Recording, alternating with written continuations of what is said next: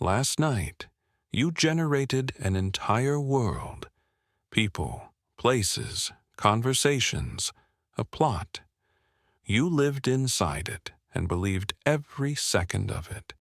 And within about 10 minutes of waking up, you deleted almost all of it. You do this every single night. You have done it your whole life. Add it all up, and the average person spends around 6 years of their life dreaming. 6 years of experiences you can't remember, in a place you can't point to.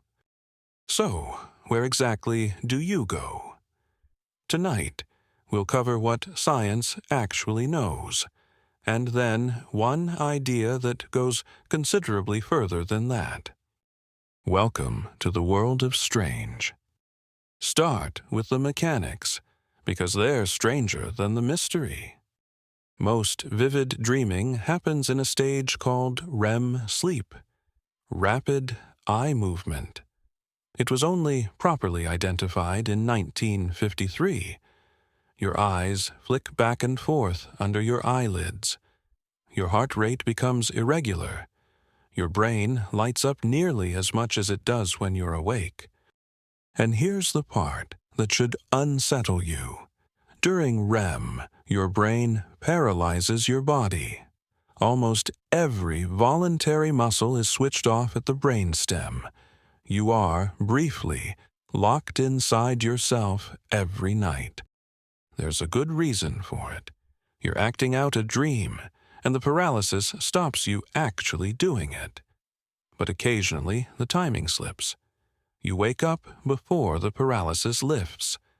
That's sleep paralysis. Fully conscious, completely unable to move, and often still half dreaming. It's why so many cultures independently invented a story about a figure sitting on your chest at night. So why dream at all? The leading answers are unglamorous. One says dreams are a side effect of memory filing, your brain sorting the day's experiences into long-term storage, and you're overhearing the process. Another says dreams are a threat simulator, a safe arena where your brain rehearses danger so you're better at handling it awake, which would explain why so many dreams are unpleasant. You're not being tormented. You're training. Which raises the obvious question. If dreams do something useful, why can't you remember them? The answer seems to be chemical. A brain chemical involved in laying down memories drops to almost nothing during REM sleep. You're not forgetting your dreams. You're barely recording them in the first place. The ones you do remember are mostly the ones you happen to wake up in the middle of. Now, the ones you've definitely had. Falling, being chased, teeth crumbling, turning up somewhere with no clothes on, sitting an exam you never studied for. Let's deal with dream dictionaries first.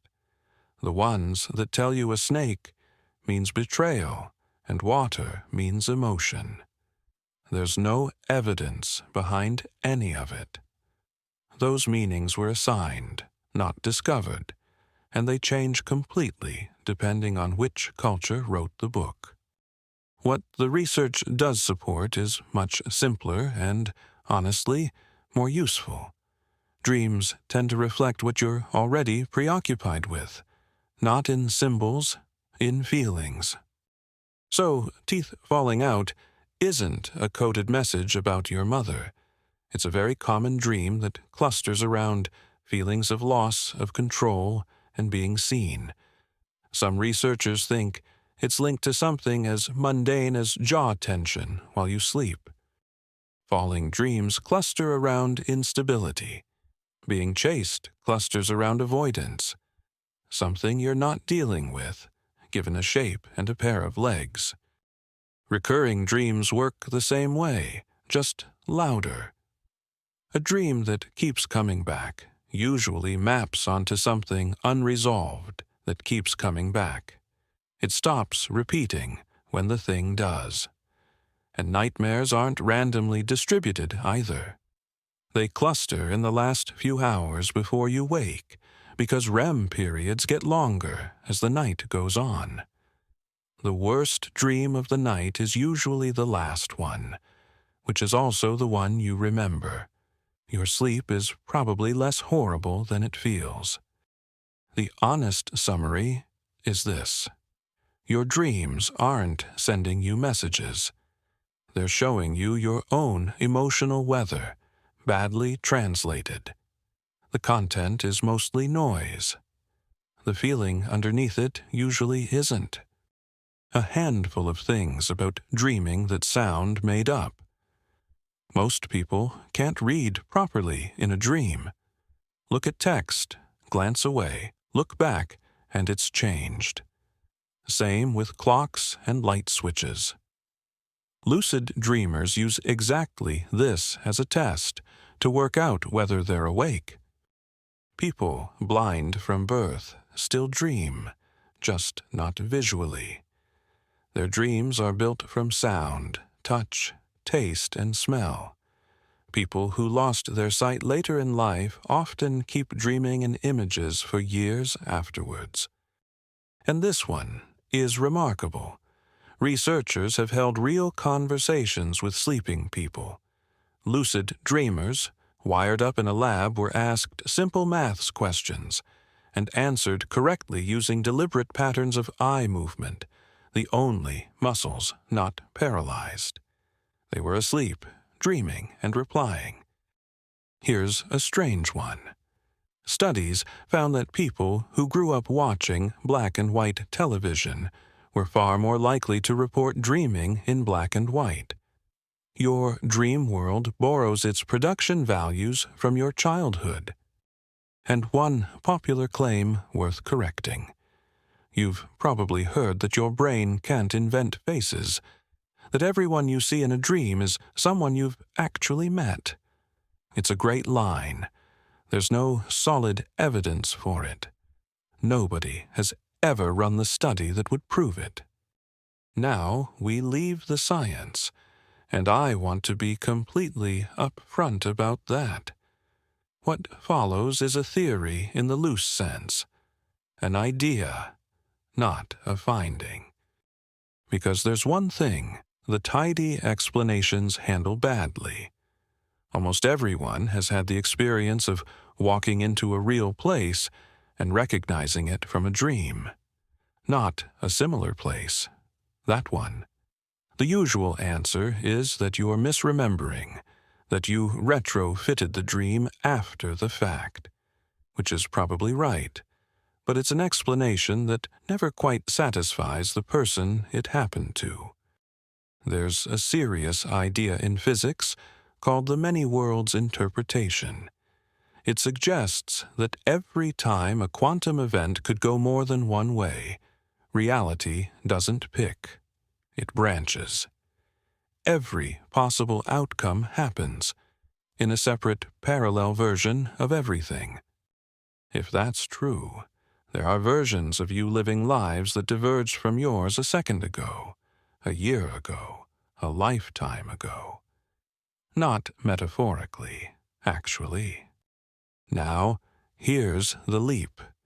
When you sleep, your brain does something it never does while you're awake. It disconnects. Sensory input is largely cut off. The part of your mind that checks whether things make sense goes quiet. The portal idea says, what if that isn't shut down? What if it's tuning? What if the dreaming brain, released from the signal of this particular reality, briefly drifts across the branches? And what you experience as a dream is a few minutes of somebody else's Tuesday. Supporters of the idea point to how dreams actually feel. The house that's your house. But the layout is wrong. The person who is unmistakably your friend, wearing a face you've never seen. The job you don't have. The building you've never visited that you somehow know your way around. And that jolt some people get on waking, the sense of having been somewhere, of arriving back rather than switching on.